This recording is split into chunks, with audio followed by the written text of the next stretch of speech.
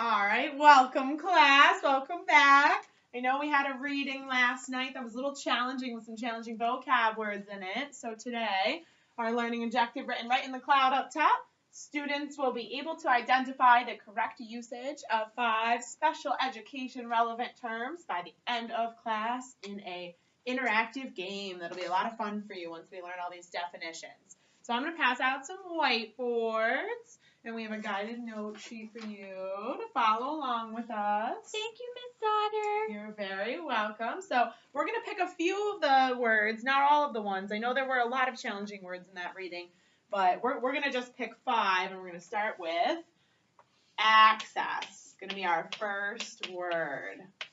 Can you all say it with me? Access. Assess. Nope, let's say it again. Access. Access. Very good. That was much better. All right. So when we say we can access something, it means that we have the ability to make or get or use something. So, for example, if I can reach the books all the way on the top shelf, but you guys cannot, then I have Access to them? very good. Well, I do have access to them, and you would not. All right, just for good measure, let's check your pronunciation of access right now, okay? We'll start with you, Lori. Access. Very good. Reginald? Access. Very good. And Horton? Access. Can you say it again for me slower? Access. Very good. All right. Very nice, guys. So get your whiteboards out. We'll go through some examples. Just write yes or no if you think I'm using the word correctly, okay? So if the only girls are allowed on the playground today, then our school principal, Mr. Jenkins, does not have access to the playground. Is that correct or incorrect, the way I use the word access? Okay, give me a minute. Very nice, very nice. Good. That's Okay. written down. They all wrote correct? Good, it is correct. Why is it correct? Because he's a boy, right? And our rule was specifically that only girls were allowed today, so he did not have access because of that. So our other example, clear your whiteboards off. So if Julie is a new student and she comes to our school and she's in a wheelchair, does she have access to our classroom in our school building? Think about the front of our school. What does it look like? Give you a second. Right. So, does she have access to get inside the building, correct or incorrect? Correct, I think. Yep, you all got correct. Right. You're right. Very good. Yes. And why does she have access to the building? What's special about our building? We have a ramp next to the stairs that she can use. Very good. Yes, we have a ramp. We are a very inclusive school over here. We made sure that there's a ramp out front, make it easy for anybody to get in. Speaking of, Ms. Otter may have just ruined our next word, but we're going to have you guys write it down in your notebook, okay? Our next word is inclusion. Now, what does that sound like to you, inclusion? Sounds a lot like the word include. That sounds like a lot like the word include, right? So if we have inclusion, it means that you're included in something, right? Okay, say inclusion. Inclusion. Very good. All right. So we can feel included in a group or at a table at lunch. So how do you feel to be included as this group? Good. Okay. Comfortable. Comfortable? I feel safe. You do feel This safe. is fun. I feel like I belong at this table. All right. Now settle. All right. So inclusion means to be a part of something, right? Okay. You all got it? Okay. So, Very good. So get ready to write on your whiteboards again. So just make sure we're erasing them all the way. okay. So when we studied the Constitution, we talked about the Bill of Rights. So the inclusion of the Bill of Rights in the Constitution was to make sure that the basic rights of the people were protected. If we didn't have the Bill of Rights included in the Constitution, it wouldn't guarantee that for people, right? Right. Okay, so the use of inclusion here refers to the fact that the Bill of Rights was a part of the Constitution. And you all wrote correct. Very good. Okay, so we have one more example for this. And that is Mr. D did not record the notes for Jamie, a student who is blind, okay? And it says that she needs to have them recorded instead of having to look up at the chalkboard because she won't be able to see it. So, is it correct or incorrect that his classroom is not an inclusive environment? That's right. It is correct. It is correct that it is not an inclusive classroom. So, Jamie does not have access to the notes. She is not included in the lesson, and Mr. D's classroom would therefore not be inclusive, okay? Very good. That doesn't sound right. Well, I know it's not. We want to make sure that everybody feels like they belong, right? Right. Just like our classroom. All right, so our next word is a little something special, and it is called LRE. Does anyone know why I wrote it in all capitals, just like that? Does it mean it stands for something like other words? Very good. We already have somebody that knows what an acronym is. So we call this an acronym. It's when different letters stand for a much bigger phrase or word. Really good example that you guys are all familiar with is USA, right? What does that stand for? The United States of America. Good. So just like each letter in USA stands for the letters, we have the same thing here with this definition. And it is least restrictive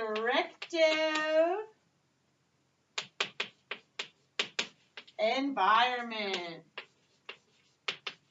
So when we think of environment, it's the place we're in, right? The things that are around us. And when we think of restrictive, what does that mean? It's like you're not allowed. Wait, no, I'm getting myself confused. No, it means you're like held back from doing something? Very good. Yes, okay. It does. So if we're holding back from something, that's not good, right? So when we want to be the least holding back in our environment, so in our classroom, when we say least restrictive environment, it is the place that the student is educated that makes sense and works best for their needs and demands in the classroom. So that means a place where maybe that things are provided for them and that they can feel included and have access to all the same materials that you guys do. So it's good to remember that in the reading, in case you forgot, it did mention that this isn't set in stone. Just because somebody needs to be in a certain classroom for 1 year doesn't mean they're necessarily going to need to be in that least restrictive environment the next year. It has the opportunity to change. All right, so you've all got this written down in your notebooks, right? Make sure we have it. Right. That example down. And you also had it in your reading, so you already have it written down somewhere. If you need to go back and get it, just ask us, and we'll let you know where you can find it in your book, okay? So, how many words have we gone over so far? 3, I think. Very good. So we're going to work on our fourth, which is another acronym, and this one is IEP. Ooh, what does it stand for? I will tell you what it stands for, Reginald. So, this time the letters stand for individual, education, plan. Okay? So, we're going to break this phrase down like we did for LRE. Okay? So, we all know what a plan is, right? When you have a plan of action, it means that you've already come up with a way in which you're going to do something. Okay? Ms. Zotter and I, for example, we write lesson plans so that we have like a map of how we're going to go about teaching you something, right? So, it's a step-by-step guide to show us what to do. And since we're saying it's an education plan, we're talking about our plan for what we're going to learn, okay? But this plan is individual. So, what does it mean to be individual? It's me. I'm an individual. You are an individual. You are one person. So, when you get an individual education plan, it means it's a personalized learning plan for a student with a disability. It directs the general education teacher or teachers, on the specific goals and demands that the student within the limitations of their disability needs, okay? It can also let the teacher know about any accommodations needed to give the student access to everything like everyone in the class. So that student that we talked about in our example, the one who is blind, she needs to have notes recorded so that she has the same access to it. Okay? Everybody got it? I think so. All Right? right, good. 'Cause we got to move on. All right, we got one more, and it's going to be another acronym for you. We'll stick along those lines. I think it'll be a little easier for you. So this acronym is FAPE. Let's all say it with me. FAPE. FAPE. I like it. Good. FAPE. FAPE, yes. So this one stands for Free Appropriate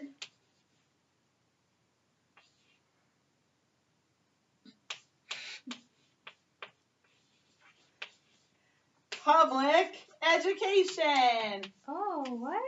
So what is public education? That's school, right? Yeah. It's where you are right now. You all get to come here with your classmates who are all people within your community, which makes up the public.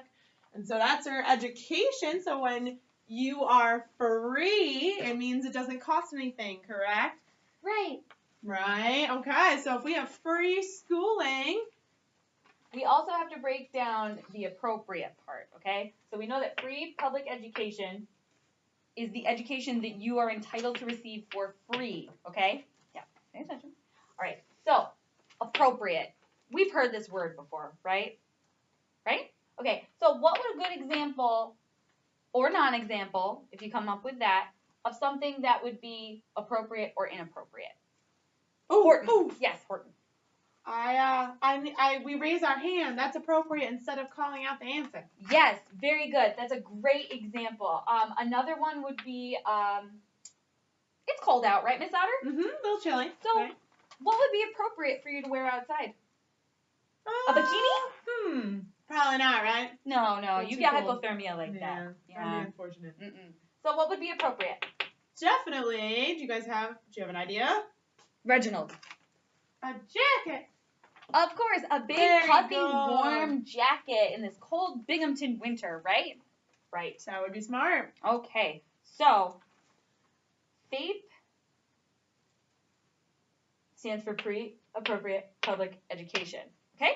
So if we're talking about a student with a disability, would it be appropriate to just sit them in the corner over there and not give them any extra help, even though it says in their IEP that they need guided notes or to sit close to the board or an aid? Would that be appropriate? Probably not. No, it wouldn't be appropriate. So the best possible education would be the free, appropriate public education, okay? Yep. And we also, one more thing, as you saw in the reading, it does have what we call a zero reject velocity. This means no one can be turned away from having that free, appropriate education that they deserve. So we can't just say, oh, sorry, not for you today.